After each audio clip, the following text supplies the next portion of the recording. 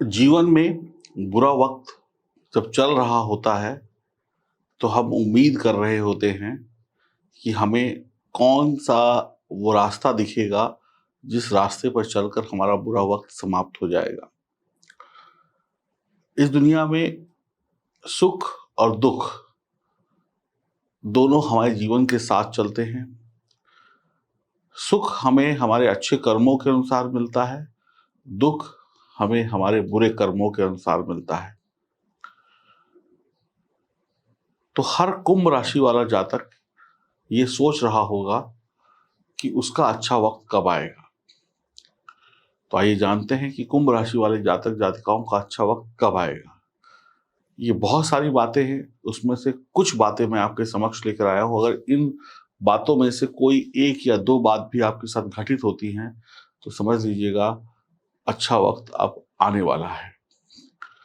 इस वीडियो में हम कुंभ राशि की बात करेंगे और कुंभ राशि वालों को ईश्वर के द्वारा क्या संकेत मिलेंगे जिससे उनका अच्छा वक्त आने का संकेत मिल जाएगा। आपके पास जन्म पत्री है, नहीं है, आपकी कुंडली बनी है, नहीं बनी है, आपको किसी चीज से कोई लेना देना नहीं है, भगवान स्वयं आपको ये संकेत देंगे और किसी न किसी माध्यम से आपको पता चल जाएगा कि आपका अच्छा वक्त आने वाला है। नमस्कार दोस्तों, मैं एस्ट्रोलॉजर सचिन स्वागत और अभिनंदन करता हूं अपने सभी प्रिय दर्शकों का। आप सभी लोग चैनल को सब्सक्राइब करें, बेल आइकन के बटन को दबाएं, फेसबुक और इंस्टाग्राम पर भी हमें फॉलो करें। नंबर 1, काफी समय से परेशानी है, खत्म नहीं हो रही है। तो सपने में अगर आपके पितृ दिखाई दें, पितृ कौन होते हैं? जो स्वर्गवासी हो चुके होते हैं, चाहे वो माता पिता हो, दादा दादी हो, चाचा चाची हो, कोई भी हो, नाना नानी हो। जो आपके पितृ अगर आपको सपने में दिखाई पड़ते हैं तो समझ लें कि पितृ आपकी मुसीबत को हटाने के लिए आए हैं। लेकिन कुछ शर्तें भी हैं। पितृ दर्शन आपको भाग्यवान बनाएगा।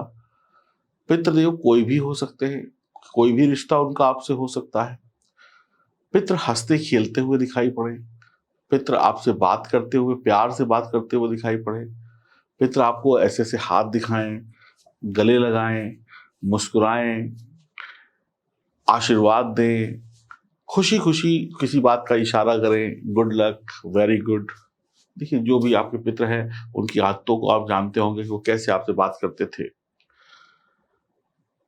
बढ़िया आपके साथ बैठ के भोजन करें, मतलब ऐसी बात करें जिससे वो खुश दिखे, हंसते हंसते मुस्कुराते दिखें, हंसते हंसते मुस्कुराते हुए चले जाएं। या आपको कुछ कह जाएं हंसते हंसते मुस्कुराते मुस्कुराते, बेटा ये कर लेना, तो वो आप कर दीजिएगा। तो समझ लीजिए दुख खत्म होने वाले हैं, अब आपको आशीर्वाद मिल चुका है।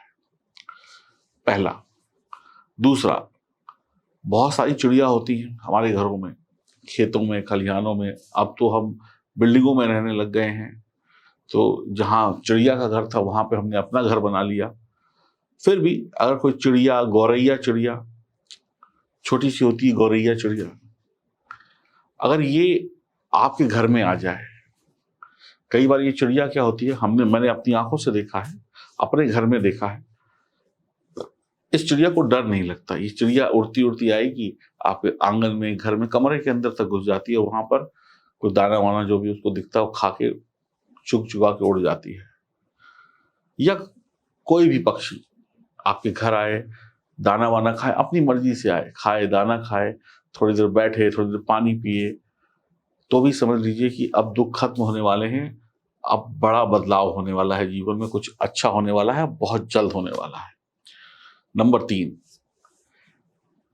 अगर आपके दरवाजे पर गाय आए और गाय आकर एक पर्टिकुलर टाइम पे, रोज उसी टाइम पर आए और आप उसको रोटी देते हैं, वो रोज आए रोज खाए, रोज आए रोज खाए, तो समझ लीजिए सफलता बहुत जल्द आने वाली है। तो गाय को रोटी वगैरह खिलाइए। कई बार अब हम लोग बिल्डिंगों में रहते हैं, सोसाइटी में रहते हैं, वहां पे गाय नहीं होती है, तो आप इसका नियम बना लें। कई बार हम किसी मार्केट में जा रहे होते हैं, कोई गाय हमारे पीछे पीछे चलने लगती है, प्यार करने लगती है, तो भी समझ लें कि अब अच्छे दिन आने वाले हैं मन की इच्छाएं पूरी होने वाली हैं।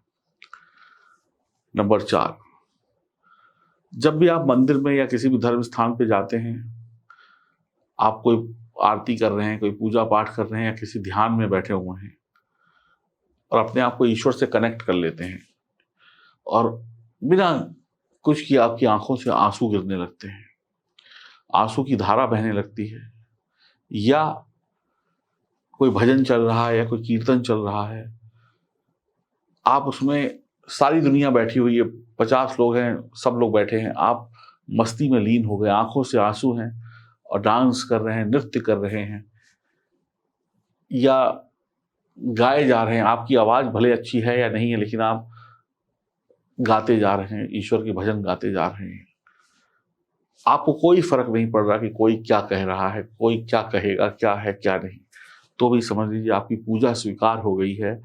जो पूजा आप करते थे इतने दिनों से, आज स्वीकार हुई है। अब कुछ दिनों के वक्त या कुछ वक्त के बाद आपके कष्ट दूर हो जाएंगे। 5वां, जीवन में जब जब कठिनाई होती है तो ईश्वर कोई ना कोई रास्ता भेजते हैं जिससे आप उस कठिनाई को दूर कर सके।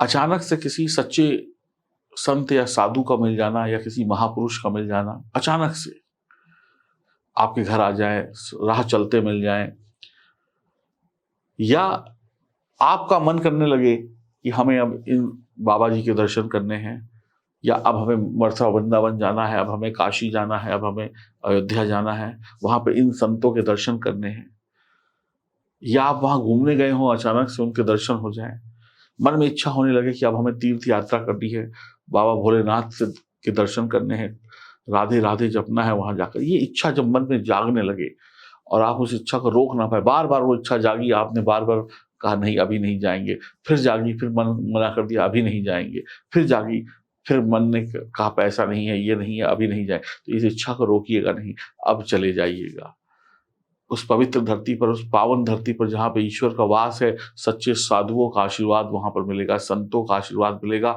और यकीन मानिए आपके कष्टों का निवारण सिर्फ और सिर्फ 2 ही लोगों के पास है धरती पर, एक आपके माता पिता और एक आपके गुरु। गुरु में माता पिता भी आते हैं, गुरु में शिक्षक भी आते हैं, गुरु में संत भी आते हैं। यही 2 लोग हैं